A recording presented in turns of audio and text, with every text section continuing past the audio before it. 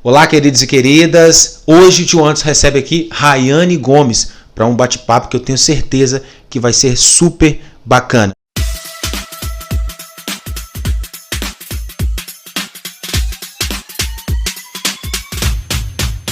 Rayane, muito obrigado por você ter aceito o convite e vamos para a nossa conversa. Tudo bem com você? Tudo bem, muito obrigado. Eu que agradeço, estou muito feliz. Muito bem. Rayane, já te perguntar sobre sua formação. Você escolheu o curso que você fez inicial? Então, eu ainda sou estudante de pedagogia pelo Instituto Federal, né? Eu ainda estou tentando formar. Eu formaria esse ano, mas devido à situação que a gente está vivendo, não sei como que vai ficar. Tá? Mas eu acredito que eu forme no final do ano em pedagogia e cursando neurociência, psicopedagogia e neuropsicopedagogia. Essa área que você está escolhendo seguir na pedagogia, porque a pedagogia ela tem umas ramificações variáveis. Você pode, quem faz o curso de pedagogia, tem a possibilidade de seguir vários caminhos na área da educação ou não até mesmo, né? E como você se decidiu seguir por esse caminho? Neuropsicopedagogia, é uma palavra difícil de se falar às vezes, né? Como você se decidiu seguir por esse caminho? Então, Anderson, eu já tô... Eu ainda vou concluir o curso, mas eu já trabalho desde 2013 em sala de aula. Já dou aula desde 2013. Então, eu já dei aula de ciências humanas, história e geografia, já dei aula aí na questão da alfabetização. E esse ano, depois de ficar desempregada, eu resolvi que trabalharia com a questão do reforço escolar, que é o tema do meu TCC. Eu mudei o tema do meu TCC para poder trabalhar com reforço escolar. E, surpreendentemente, o número de crianças que eu recebi que precisavam de um olhar diferenciado aí para a área da psicologia, tá? E da neurociência, foi muito amplo. E aqui dentro de Itaguaçu, que é um lugar tão pequeno, todo professor ele está preparado para olhar para uma criança desde a creche. A gente deveria ter um olhar, você olhar a criança e perceber que a maneira com que ela se comporta no meio daquelas outras crianças está diferente. Eu tenho que buscar estímulos que faça com que eu tenha certeza de que está diferente. Então, eu acredito que desde a creche até a criança, né, lá na frente, o professor ele deveria ter acesso a esse tipo de formação. Eu fui atrás sozinha, eu senti essa necessidade, meu esposo me incentivando, a minha família me incentivando. É uma área que eu gosto e também tem a questão da minha história pessoal, né? Isso mesmo, você também tem uma questão pessoal que afeta diretamente nas suas escolhas aí profissionais, né? Com certeza. Falar para mim, eu tenho que formular toda uma linha de pensamento para eu poder estar te respondendo. É muito normal, né? Eu gravo os meus vídeos também por uma questão de terapia. Mas, Rayane, me fala um pouquinho da sua dificuldade pessoal que você teve, para o público entender um pouquinho também. Na escola você aprende uma coisa, mas eu queria saber sobre economia. Eu adoro aprender sobre outras coisas. E quando eu cheguei na minha o primeiro contato, assim, eu descobri que eu poderia estudar fora. Mas eu teria que estudar muito para eu chegar até lá. Então, eu comecei a me dedicar no ensino fundamental aos estudos. E aí, eu fui estudar fora. Quando eu cheguei lá, eu vi que eu estava tendo alguns problemas de ansiedade. Tudo isso acarretou para quando eu chegasse na minha faculdade, a quantidade de informação que eu recebia, me deu um AVC. Eu não consegui controlar a quantidade de informação. Os médicos, eles avaliaram o meu AVC como a falta de controle. O meu corpo ele não aguentou a quantidade de coisa que eu estudava. Eu não dormia, eu era ansiosa porque eu queria buscar mais, então eu ficava lendo livros, eu ficava comendo informação mesmo. E eu não tô falando que as pessoas não têm que estudar, eu tô falando que tudo tem um limite na vida da gente. Quem é professor e quem quer ser professor, ele tem que estar estudando sempre. E é normal você querer ser melhor, entendeu? Naquilo que você faz. E depois que eu tive esse AVC, muitas coisas mudaram na minha vida. Por exemplo, se antes eu escrevia um artigo completo, hoje eu não escrevo mais. Então eu tenho um laudo que explica: a Rayane tem dificuldades de raciocínio. Então, como que essa menina consegue dar aula, né? Como que ela consegue entender? Hoje, mais do que nunca, eu estou preparado para dar uma aula. Porque hoje eu entendo como que uma criança aprende. Então, Anderson, eu não sei como que eu cheguei, como que eu fiz uma criança autista que nunca leu ler. Eu não sei como que eu consegui fazer uma criança que nunca escreveu. Hoje ele já tem 5 textos escritos lá em casa, né? A família tem acesso a esses textos. O que eu fiz foi entender o problema. De certa forma, então, um problema que você viveu acabou te auxiliando para você entender as crianças que você atende hoje, né? Qual o problema que ela está passando, você consegue identificar com muito mais facilidade, né, devido à situação que você viveu. Te ajudou nesse aspecto aí também. E assim, você falando aí da neuropsicopedagogia, que é uma área de atuação pedagógica relativamente nova, né? Começou acho que no sul do país, os primeiros profissionais.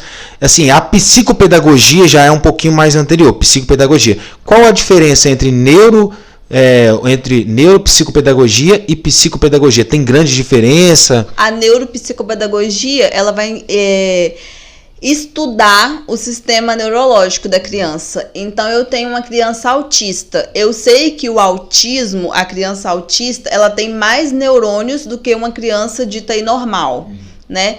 Então, eu tenho que tratar aquela criança diferente da outra criança. Não tratar a questão do tratamento ali, carinho, mas o jeito de ensinar ela é diferente.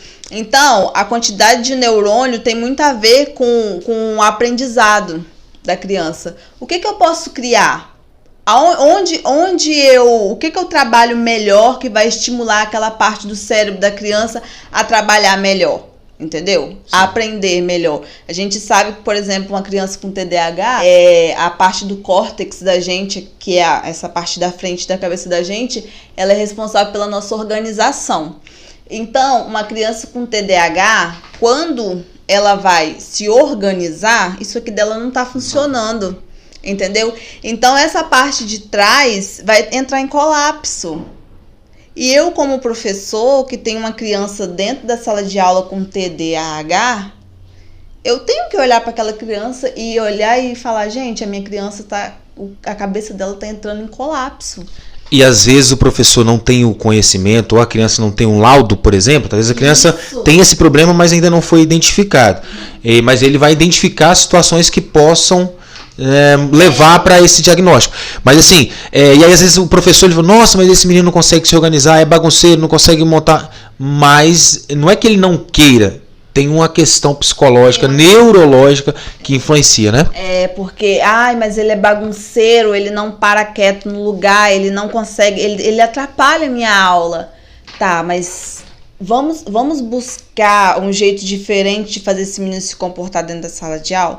Fala pra gente como que tá sendo o seu trabalho aqui em Itaguaçu, as crianças que te procuram, as famílias que te procuram. Como é que tem sido esse trabalho aqui em Itaguaçu? Se você tem tido um retorno satisfatório, como é que tem sido o seu trabalho com essas crianças que precisam de um atendimento especializado? Eu tô bem orgulhosa, viu? Eu tô bem orgulhosa. De como que funciona lá? Eu atendo de segunda a sexta-feira, das 7 às 15 horas da tarde. E aí, cada criança tem 40 minutos de atendimento. Então, você já imagina que eu tenho uma galera aí para atender de segunda a sexta. Eu não tenho formação ainda para isso. Eu não sou uma equipe multidisciplinar. Eu sou a Rayane, que estou ali disponível pro filho dele, entendeu? Ele chega e eu não vou mandar ele embora de jeito nenhum. Só que eu falo: olha, você precisa de uma equipe multidisciplinar. Isso aí você tem que ir atrás do posto de saúde, no posto, né? Porque uma criança com TDAH, ele precisa de uma equipe multidisciplinar. O que é uma equipe multidisciplinar? Um fono, sim, um físio, um neuro. Mas que bom que se você tem tido êxito nesse seu trabalho. E Rayane, diante de tudo que você já viveu, você é nova, mas você já tem uma bagagem aí, uma experiência de vida que, digamos, já dá para escrever um livro. Quais são os planos, quais são os planejamentos da Rayane para curto, médio, longo prazo? O que você tem planejado? Olha, antes eu fazia muitos planos.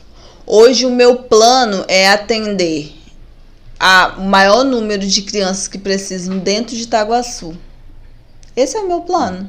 Esse é o meu plano gigantesco da minha vida. Os meus planos é atender as crianças que precisam, é abrir portas para as crianças de Itaguaçu. Porque eu sei que tem muitas crianças aqui que precisam, entendeu? Então eu quero ir para fora, eu quero me especializar com profissionais que eu sei que são bons da área da neurociência, profissionais que têm capacidade, né, profissionais que eu admiro aí, que tá na internet para todo mundo ver, e eu quero buscar o conhecimento dessas pessoas e trazer para Itaguaçu. Sensacional esse depoimento, né, essa questão de planejamento, porque, já pensou? De nada adianta você querer abraçar o mundo se não conseguir abraçar o próprio entorno, né? É sensacional essa ideia de que você quer fazer o melhor seu para Itaguaçu. E realmente nós temos muitas crianças que precisam de ajuda em Itaguaçu na questão educacional. Muitas crianças precisam e é muito bom ouvir isso. Quais são os canais que as pessoas podem encontrar o seu conteúdo? Eu tenho o Instagram, que é decor.materiais personalizados, onde eu pego todo o conteúdo que é dado dentro da sala de aula e eu adapto para crianças que não conseguem aprender com aquilo. A famosa educação inclusiva, só que a galera não consegue aprender com aquele material, então eu adapto, só que ali é uma plataforma que eu vendo, né, aqueles materiais, é um preço mais acessível, eu vendo. Já no Facebook é o Neuropsicopedagogia Clínica. E o que acontece? Eu coloquei esse nome não porque eu tenho uma formação, mas é para chamar mesmo as pessoas, porque eu colocando aquele nome, as pessoas conseguem me encontrar. Sim. Entendeu? Então eu não atendo. É o assunto que você trabalha, o conteúdo que você posta ali é sobre esse assunto. Sobre esse assunto, porque a gente sabe que no Brasil a gente não pode trabalhar, né? Eu não posso falar que eu sou uma neuropsicopedagoga sem ter a minha formação. Eu só coloquei o nome lá para as pessoas terem acesso, para elas saberem que eu falo sobre isso, que eu estudo, eu deixo bem claro lá que eu estudo sobre isso e eu gosto de aprender e falar sobre isso. Muito bem, então é só acessar o link aqui abaixo da descrição que você vai conseguir encontrar o Instagram da Rayane e também lá a página no Facebook. Vai lá que tem conteúdo muito bom, eu acompanho conteúdo de muita qualidade. Então, gente, essa foi a conversa, o bate-papo do tio Anderson, foi com a Rayane Gomes. Falamos aqui sobre a vida dela, falamos sobre as opções profissionais dela e, né, até um depoimento também para você que às vezes acha que as coisas estão difíceis, que você não tem capacidade, que você não tem condições de fazer. Todos nós temos condições. Às vezes nós estamos indo por um caminho que é mais difícil, às vezes precisamos de alguém para nos orientar qual o caminho certo a seguir, mas condições, competência, todos nós temos. E a Rayane aqui é uma prova viva disso, que passou um grande problema pessoal e está aí fazendo a diferença no seu bairro, quer fazer a diferença e vai fazer a diferença em nosso município. E em breve, quem sabe, o trabalho dela tome rumos nacionais, esperamos nós. Por que não? Então, agradeço, Rayane, você ter aceito o convite para conversar, para falar um pouquinho da sua história, falar um pouquinho do que você está fazendo, até para que também outras pessoas, talvez próximas que não saibam, possam, talvez estar precisando de uma ajuda, possam ter acesso. Muito obrigado, agradeço de coração você ter aceito. Obrigada eu que fico muito agradecida. Muito bem, esse foi o bate-papo com o tio Anderson, bate-papo com a Rayane. Se você gostou do vídeo, já deixa o seu joinha, curte o vídeo aí, comenta, deixa aí no comentário o que você achou sobre o vídeo. Outras também conversas que o tio Anderson possa ter, pode deixar aí nos comentários o que vocês acham. Compartilha esse vídeo com os seus amigos para que mais pessoas tenham acesso a esse conteúdo. Inscreva-se no canal caso você não seja inscrito. Não esqueça de ativar o sininho de notificações. Muito obrigado e até o próximo vídeo. Tchau!